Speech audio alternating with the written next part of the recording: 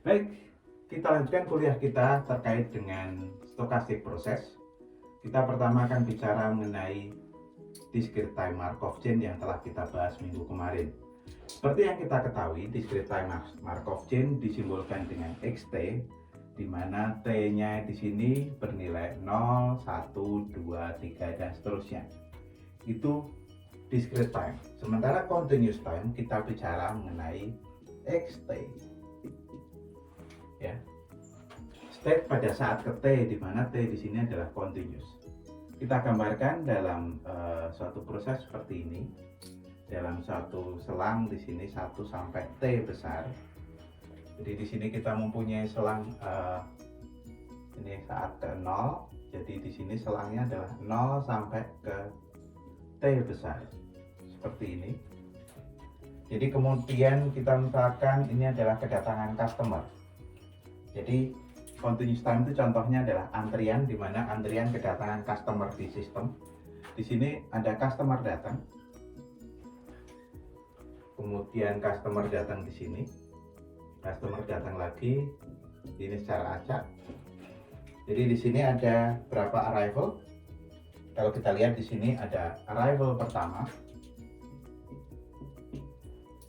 kemudian tadi ada arrival kedua, ada arrival ketiga, arrival keempat, arrival kelima. Nah, jadi sampai waktu ke T di sini ada 5 arrival. A1, A2, A3, A4, A5. Nah, kita bisa mendefinisikan A1 adalah kedatangan customer ke-1, A2 adalah kedatangan customer kedua, A3 adalah kedatangan customer ketiga, dan seterusnya. Berarti waktu kedatangan di sini bisa kita simpulkan sebagai X1. Jadi di sini kedatangan customer pertama, kedua, ketiga, keempat, kelima. Kedatangan customer. Kita sudah bisa mendapatkan, kalau itu bisa kita simpulkan sebagai kedatangan customer pertama adalah X1, XI adalah kedatangan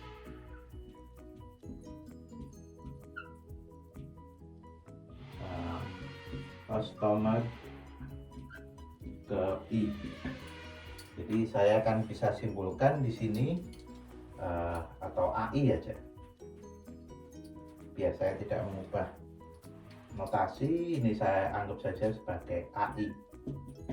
AI adalah kedatangan customer ke I. Saya bisa juga mendefinisikan variabel random yang lain adalah waktu antar kedatangan. Ya, saya juga bisa mendefinisikan ini. Kalau inter arrival time-nya saya simpulkan sebagai ini X1. Pakai warna lain ya, semoga kelihatan.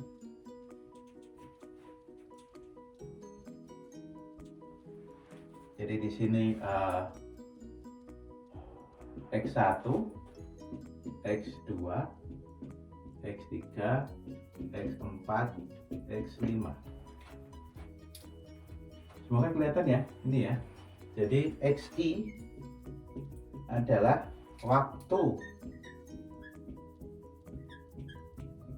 antar kedatangan antara customer ke I-1 dengan customer ke I. Jadi Anda lihat X1 antara 0 sampai dengan X1 ya. Sementara X3 di sini antara 0 sampai dengan 3. Jadi waktu antar kedatangan. Baik. Anda bisa lihat ini ada dua hal yang berbeda. Yang satu di sini adalah waktu kedatangan, di sini waktunya tuh discrete, continuous. Jadi nilainya di sini nilainya continuous. State-nya adalah state continuous, tapi juga waktu kedatangan di sini juga bisa continuous nilainya. Jadi itu yang membedakan dengan discrete time. Kalau kita mempunyai discrete state, tapi juga discrete time, waktunya. Pada saat T sama dengan 0, pada saat T sama dengan 2, dan seterusnya. Kita juga bisa mendefinisikan, ini kita lihat, ini kedatangan customer GI adalah waktunya, dia nilainya continuous, tapi di sini bisa kita sebut sebagai discrete state ya, 1, 2, 3 dan seterusnya. Sementara kalau ini yang di sini waktu antar kedatangan lebih pada waktu antara customer 1 dan customer kedua. Kita lihat di sini nilainya continuous dan juga XI-nya, walaupun dia nilainya di sini continuous time, discrete state. Jadi kita bicara continuous time, tapi di sini state-nya tuh discrete. Jadi 1, 2, 3 dan ini kedatangan customer pertama, kedua, ketiga. Waktu antar kedatangan pertama, kedua, ketiga. Tapi di sini nilainya adalah continuous time Markov state. Jadi kalau kita lihat sampai di sini, ini ada sedikit perbedaan antara discrete time dan continuous time. Sini tadi kita bisa mendefinisikan berbagai macam kriteria, tapi di sini kita lihat di sini waktunya adalah continuous, kedatangan customer juga continuous, waktu kedatangan juga antar continuous. Kita bisa mendefinisikan variabel yang lain yang dia bergantung dari waktu juga, continuous time Markov chain. Jadi banyaknya customer sampai dengan waktu ke T, banyaknya customer, NT adalah banyaknya customer up to time T sampai dengan waktu ke T besar ya, di sini T besar ya. Jadi banyaknya customer sampai dengan waktu up to time T. Jadi di sini antara 0 sampai dengan T sini ya.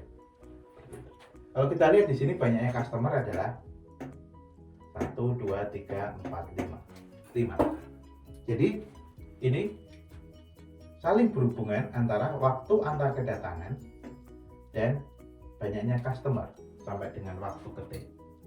Nanti akan ada PR terkait dengan waktu kedatangan dan banyaknya customer sampai dengan waktu ke T.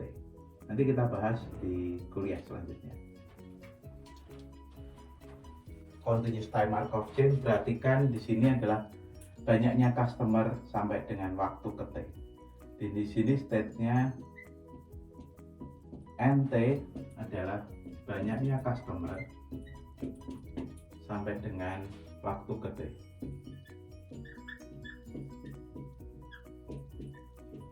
Jadi di sini didefinisikan dari 0 sampai T. Baik, kalau kita gambar di sini 0, 1, 2, 3.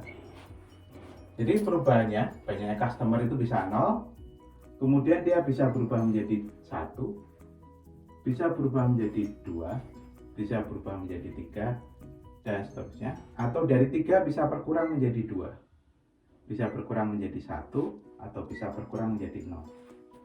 Ini gambar yang sedikit berbeda dengan discrete time Markov chain. Kalau di sini ini menyatakan perubahan transisi dari satu state menuju ke state yang lain. Kapan dia berubah? Itu tergantung dari yang disebut sebagai transition rates. Ya.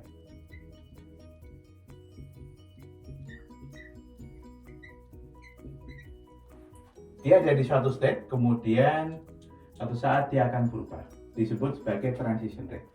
Misalkan di sini kita bicara mengenai contohnya tadi, banyaknya customer yang datang sampai dengan waktu ke T. Transition rate-nya adalah ini, misalkan kita sebut sebagai lambda.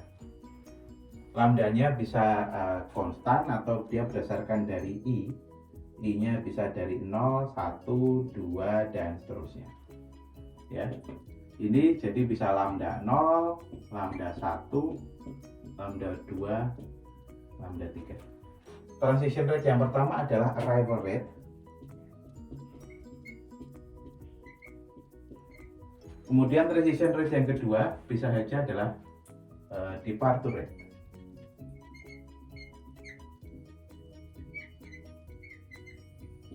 Asumsikan saja ini nilainya adalah mu I.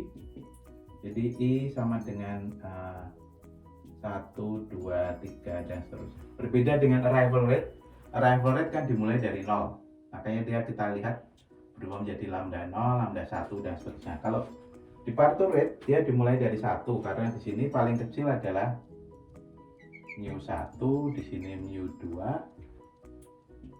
mu3. Jadi di sini ada mu4. Baik, ini adalah penjelasan terkait dengan contoh dari aplikasi Continuous Time Markov Chain, di mana di situ ada sistem antrian seperti ini. Customer arrive, kemudian dia pergi. Jadi dia ngantri, arrivalnya adalah lambda, sementara service time-nya di sini adalah u. Ya. Semoga ini cukup menjelaskan apa itu Continuous Time Markov Chain dan bagaimana perbedaannya dengan Discrete Time Markov Chain, di mana di sini ada perubahan state-nya tergantung dari transisinya. Kalau yang pada saat Discrete Time itu tergantung dari probabilitasnya, sementara ini transition rate terkait dengan perubahan dari state dari sistem. Terima kasih, sampai ketemu di lain kesempatan.